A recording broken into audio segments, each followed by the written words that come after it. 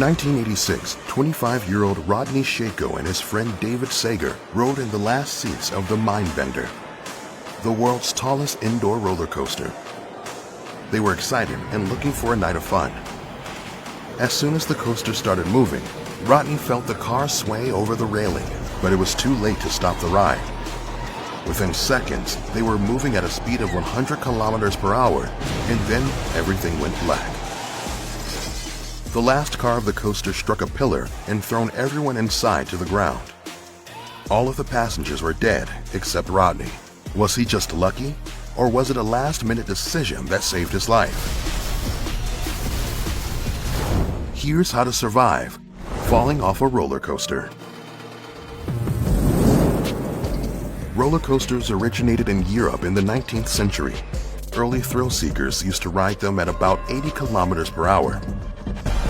Modern roller coasters move on the same principle of gravity, but these modern machines can speed along at up to 240 kilometers per hour and free fall from a height of 140 meters. Can you imagine being thrown off one of these machines? Unfortunately, some people have been, and a few have survived.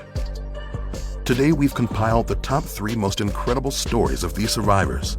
Pay attention, because you might learn something that could save your life one day. I got you. How quickly can you stop a roller coaster in an emergency? How can you tell if something is wrong before the ride starts? And what can you do to survive such a fall? Number 3, the dangling child.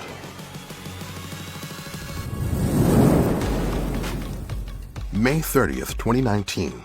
It was a normal day during spring break at the Lightwater Valley theme park in Yorkshire, UK, when a mother and her 6-year-old son boarded one of the park's roller coaster cars.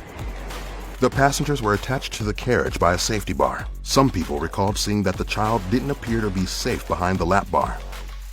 When the ride began, a few seconds later, the child slid out of the seat.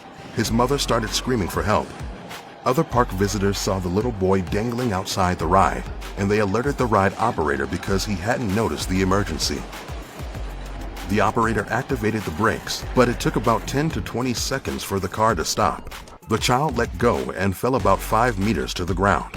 The child was transported to a nearby hospital for treatment, and luckily, he only had non-life-threatening injuries.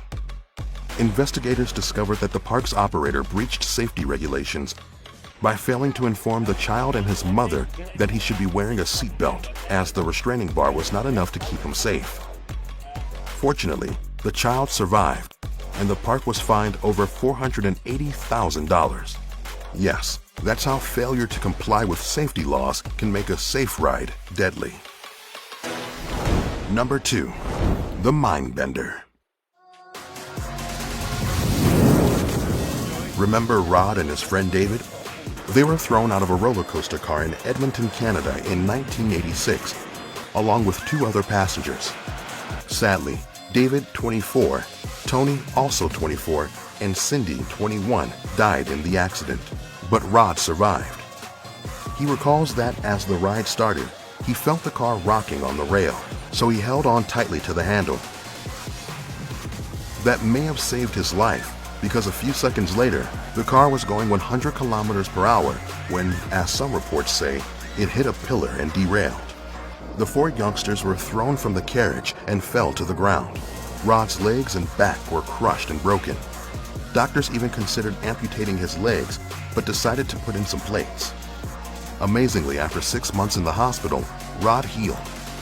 He's a grandfather now, but suffers from chronic back pain, and he says he has remembered David, Tony, and Cindy every day of his life for more than 30 years. But before we move on to our final story, let's look at what was behind these horrific accidents. The Mindbender had been serviced and checked the same day of Rod's accident. When he got into the car, though, something didn't seem right. It was swaying, rocking on the rail, but no one said anything. Also, as the Lightwater Valley theme park ride was about to begin, some passengers recall feeling some concern for the 6-year-old's safety. He was riding loose behind the safety bar and not wearing a seatbelt. So remember, it's crucial that you speak up if something doesn't seem right or you have any safety concerns. your warning can save someone's life, even yours. Number 1. The Pinball Fall.